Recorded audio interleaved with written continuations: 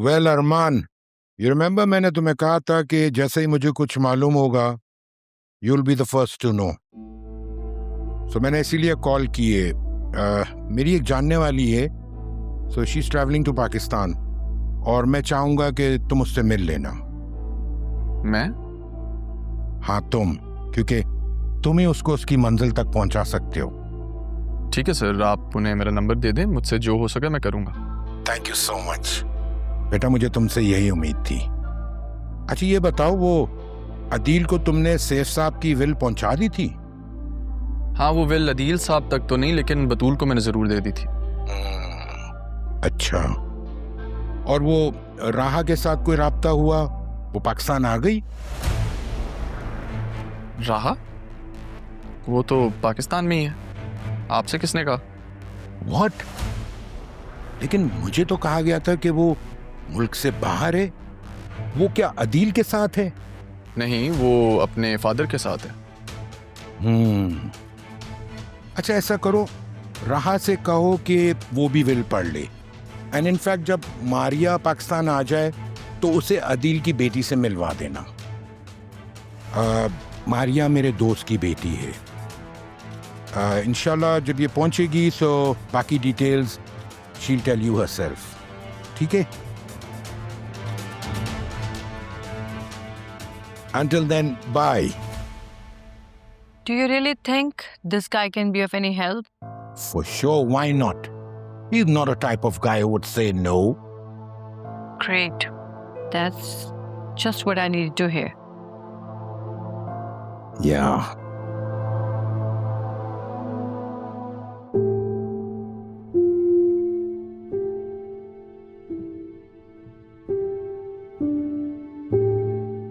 क्या सोच रहे हैं अरमान?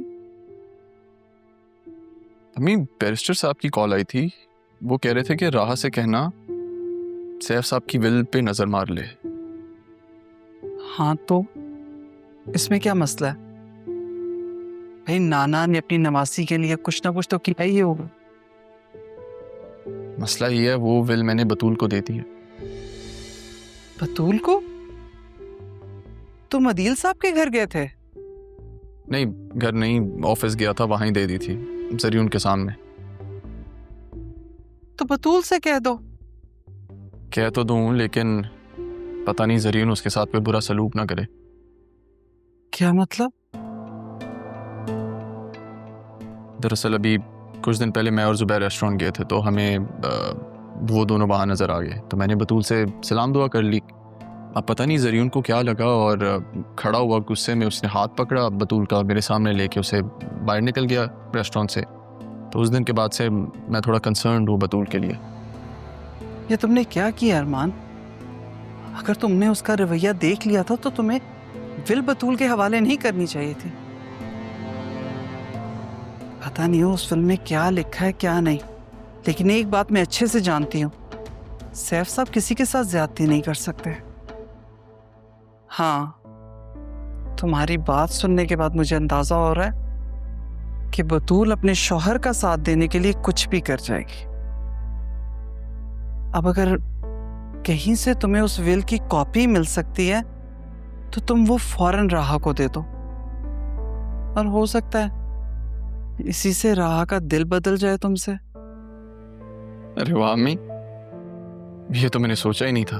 आपने मेरा मसला ही हल कर दिया। आखिर माँ किसकी हूं? अब ज्यादा बातें मत करो, ये काम जल्द से जल्द कर लेना। और एक बात हमेशा याद रखना बेटा, जो लोग तुम्हारी कदर नहीं करते न, उनके सामने तुम सोने के भी बनकर आ जाओ, वो कभी तुम्हारी कदर नहीं करेंगे। और जो लोग तुम्हारे हकीकत में कदरदान है, उन्हें तुम्हारी इस अफसरी से, तुम्हारी पावर से कोई सरोकार नहीं है।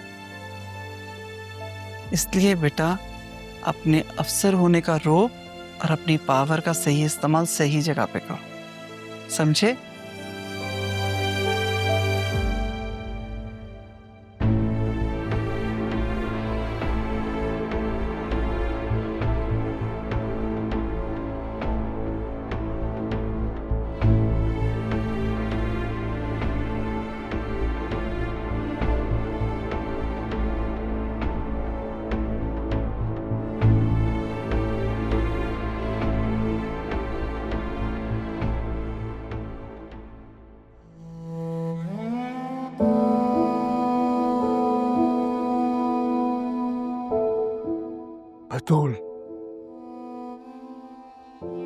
बाबा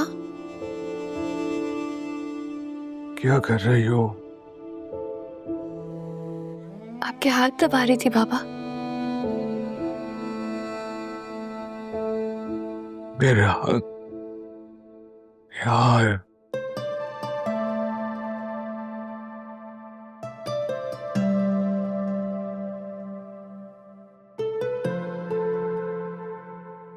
पागल हो गई हूँ मैं।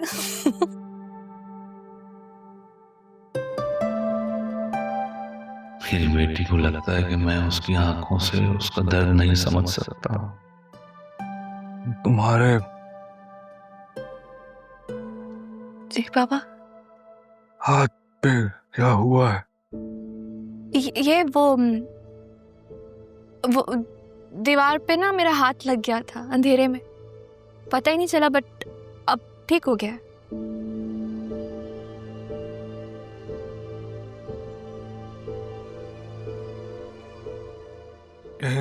ज़रियून ने अरे वाह अदील, तुम तो बहुत अच्छी कोशिश कर रहे हो। जी मामा, और सबसे पहले मेरा नाम लिया है बाबा ने। तो बहुत अच्छी बात है। इसका मतलब है वॉक के साथ साथ स्पीच भी अच्छी होती जा रही है। तुम्हारी रिपोर्ट्स आ गई हैं, पढ़ के सुनाओ।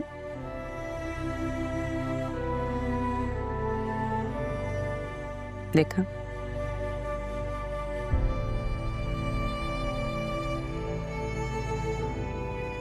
मैं कुछ भी कर लूं, मुझसे नहीं बात करनी, बस बाकी सबसे कर लोगे। ये लो, तुम ही बताना क्या लिखा हुआ है। जा रही हूँ। पापा आप ही ना जान के करते हैं ना, जानते हैं ना वो कितना परेशान होती हैं आपके बालों में। क्या करें, मैं देख के बताती हूँ फाइल में लिखा क्या है।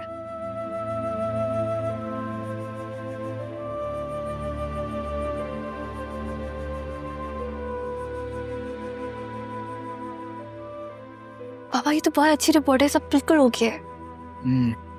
मैं वो मैं फोन ले। बतूल बेटा, अब आप ही जाओ, कहाँ हो तुम? मामा बुला रहे हैं, आप ही की शिकायत करनी होगी मुझसे। जाओ सुन लो। अच्छा आप जान के तंग मत क्या करें मामा को। अच्छा कोई मौका जान नहीं देते आप।